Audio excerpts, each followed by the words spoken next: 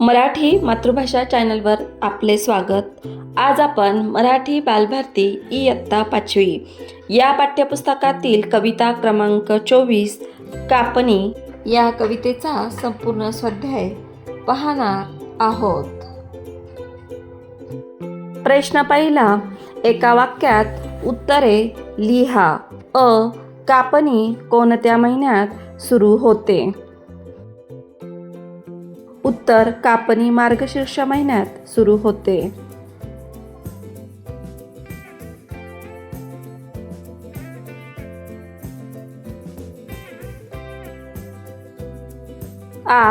पिके कापायला आल्यानंतर कवयित्रीच्या डोळ्यापुढे काय उभे राहते?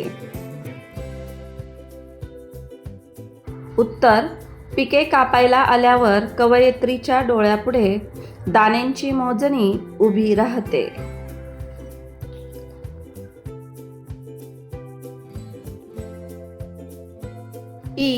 पिके कापणीच्या वेळी शेत कसे दिसते? उत्तर, पिके कापणीच्या वेळी शेत पिवळे धम्मक दिसते।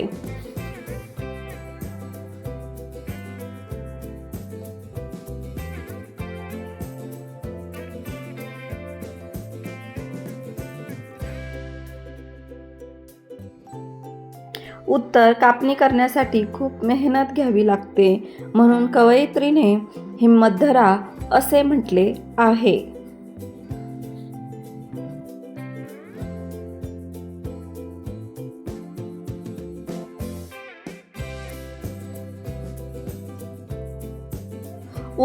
कवयित्रीने विळ्यांना धार लावून ठेवायला का सांगितले आहे? उत्तर, कापणीच्या वेळी पिकाचे धाटे पटकन कापता यावेत म्हणून कवयित्रीने विळ्यांना धार लावून ठेवायला सांगितले आहे।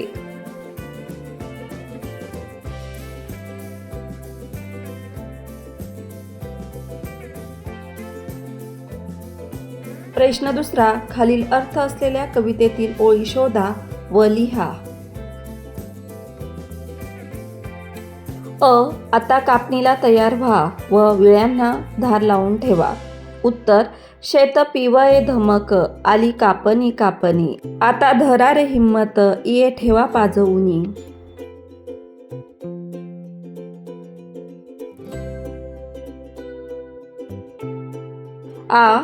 हातातली गोफण खाली ठेवा व हातात विळे घ्या। उत्तर, हातामधी धरा इये खाली ठेवा रे गोफणी।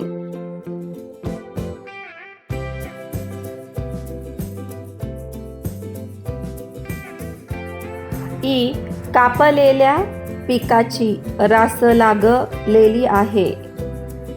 उत्तर, थाप लागली पिकाची।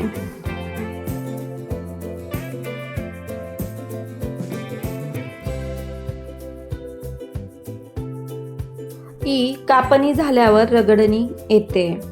उत्तर, आली पुढे रगडणी।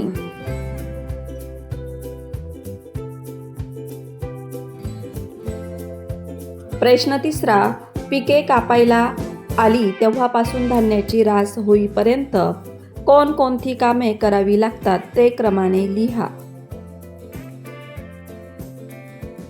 उत्तर, पिकाची कापणी केली जाते। कापलेल्या पिकाची एका ठिकाणी थाप लावतात। पिकाची मळणी केली जाते। मळणी झाल्यानंतर उफणणी करण्यात येते। उफणणी करून मिळालेले दाणे पोत्यात भरून ठेवले जातात।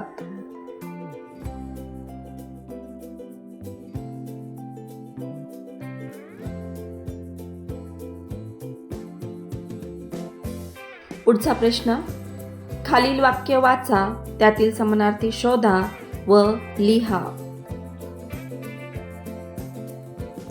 1.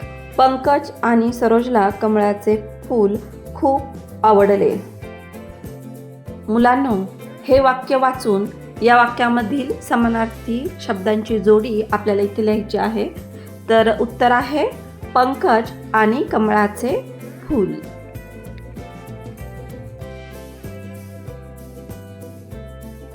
2. सौदामिनीने आकाशात वीज कडकडताना पाहिली. उत्तर सौदामिनी वीज.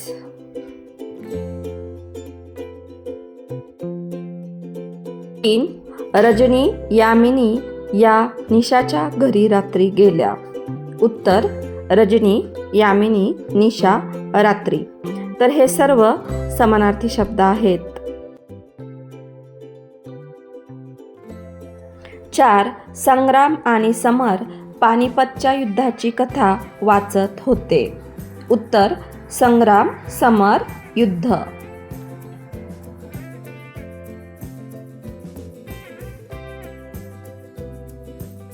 5. सुमन, कुमुद आणि कुसुम यांनी शाळेतील कार्यक्रमासाठी फुले गोळा केली. उत्तर सुमन, कुमुद, कुसुम, फुले.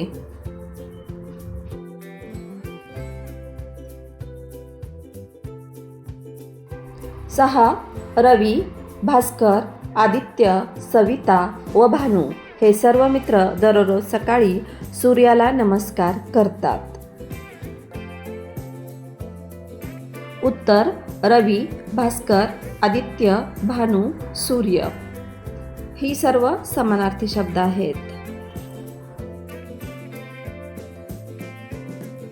पुढचा प्रश्न. कवितेत आलेले खालील शब्द त्या शब्दापुढे दाखविल्याप्रमाणे नेहमी लिहितात. मुलांनो, कवितेत काही शब्द दिलेले आहेत, ते चुकीच्या पद्धतीने दिलेले आहेत. ते योग्य पद्धतीने कशी लिहायची ती आपण पाहूया. इथे दिलेल्या शब्दांचे तुम्ही व्यवस्थित निरीक्षण करा व तशा पद्धतीने तुम्ही योग्य शब्द लिहायचा सराव करायचा आहे. तर इथे पहिला शब्द आहे कापणी, तिथे दुसरा न लिहिलेला आहे शेवटी. पापणी, इथेही दुसरा न लिहायचा आहे. पुढं शब्द आहे मापणी, नंतर गोफणी, नंतर झापणी, रगडणी आणि चोपणी. तर इथे सगळीकडे पहिला न लिहिलेला आहे, तो न लिहिता शेवटी दुसरा नचा वापर ह्या शब्दांमध्ये करायचा आहे. दुसरा न आणि दुसरी वेलांटी ह्या शब्दांना द्यायची आहे.